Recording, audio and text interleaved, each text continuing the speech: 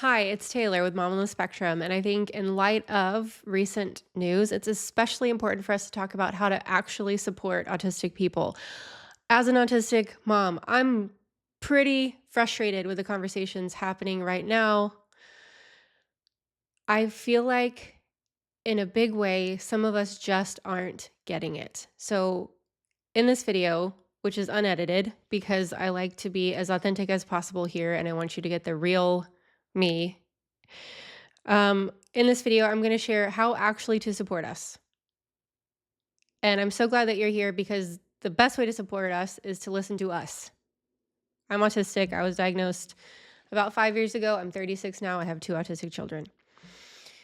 Okay, the very first thing to know, and also this is part 4 of my Autism Education for Friends and Family series. I'll put the link here. If you want to start at part 1, we talk about autism misconceptions that kept me from getting my diagnosis for a long time. We talk about how to receive someone's autism diagnosis, like how to respond to it when someone shares it with you, because that's really freaking important. And then we talk about what it actually means to be autistic, like not the stereotypical version of autism, but what it actually means. And we talk about that through the lens of autistic people. But today, part 4, how to actually support us. Thank you for being here. Okay. Number 1, you cannot actually support us if you consider us less than, if you consider us somebody that you need to bring up to your level. If your work initiatives, if you're an employer and you hire someone to teach about neurodiversity and the point is to get the neurodivergent people up to your level. No, no. If you consider us less than, if you consider us someone that needs to be fixed or cured or pitied, then you've missed the mark. Okay.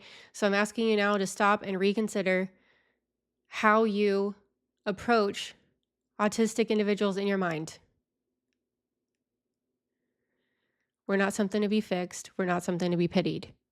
And that's where the conversation has to start. If you can't start from that place, then you're not ready to move on. And that's not my job, honestly, to help you figure out. I feel very frustrated right now.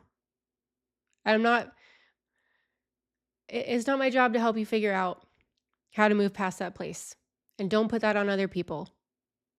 Figure out through therapy, through reading the stories of autistic people, how to see us as equals. Okay? And if you need to do that, pause the video, leave, go do that before you keep watching. Listen first. Don't assume that you know things about our experience. There are a lot of stereotypical ideas about what autism is. A lot of them are wrong. Again, see part 1 of this video series. Listen to our experiences.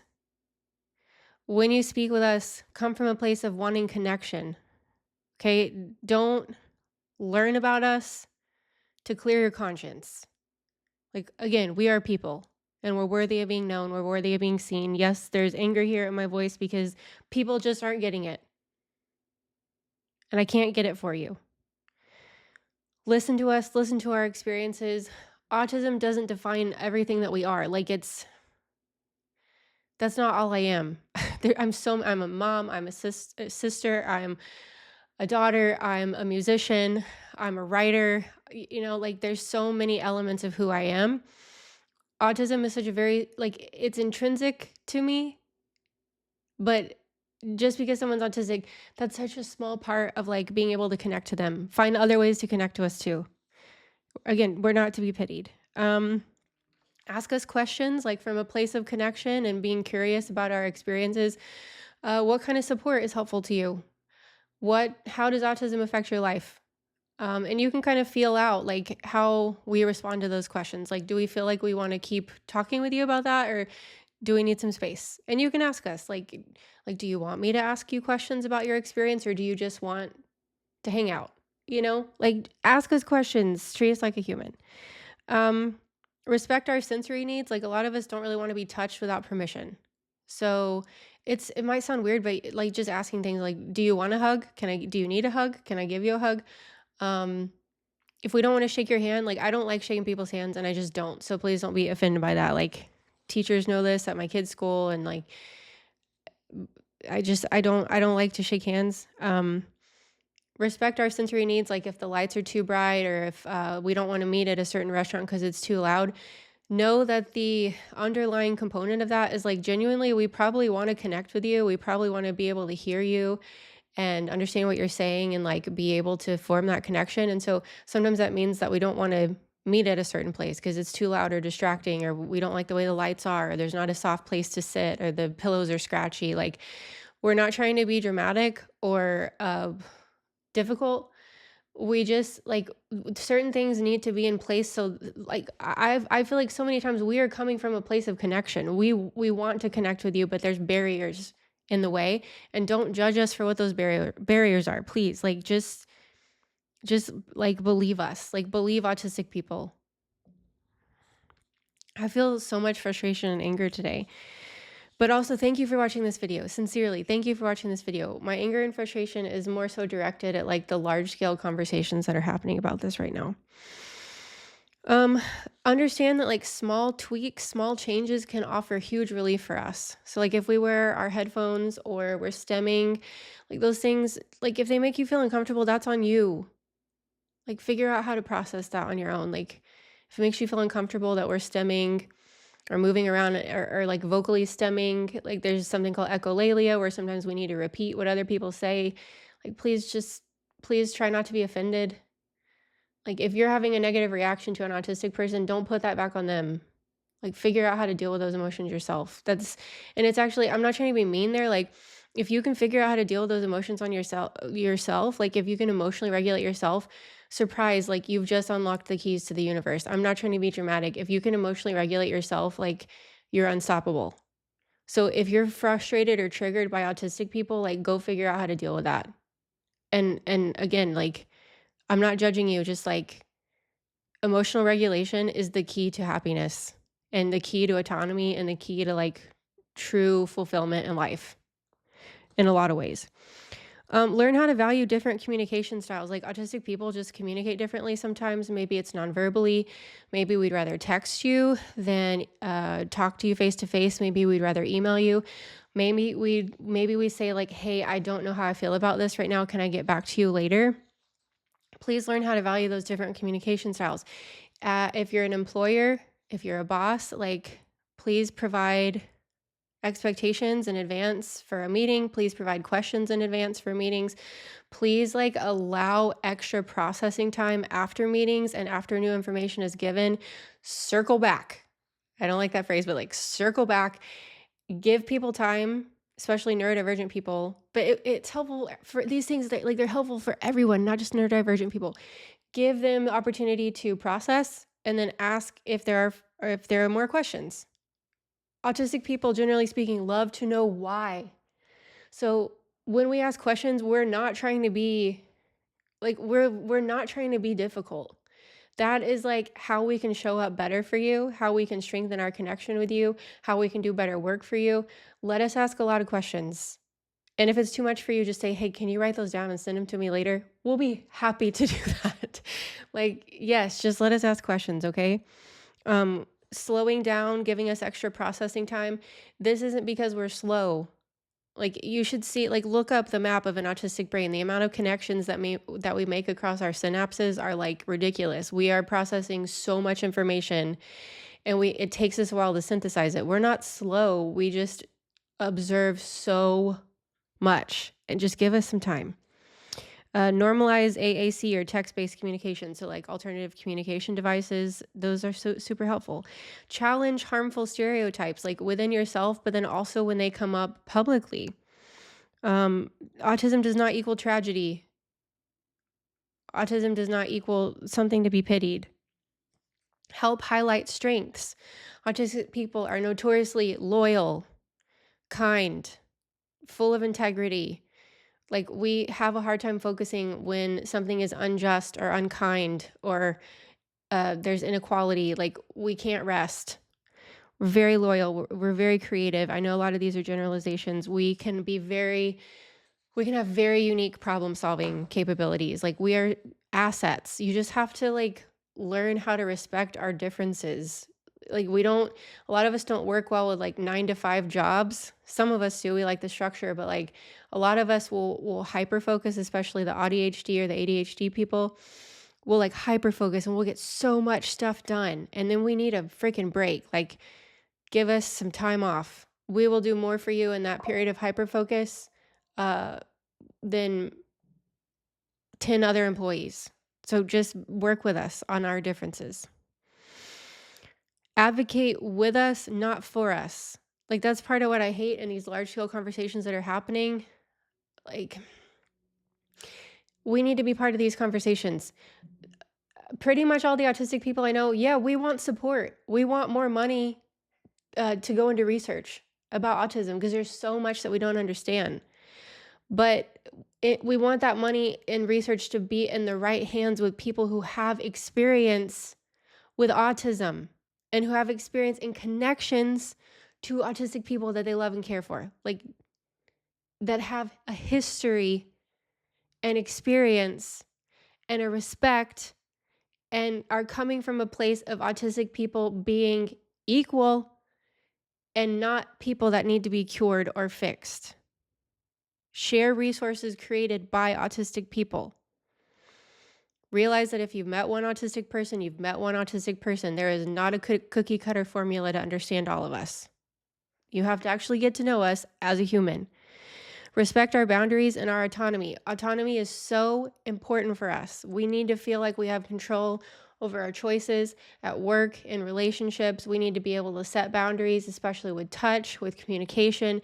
It's not because we're trying to be difficult or rude.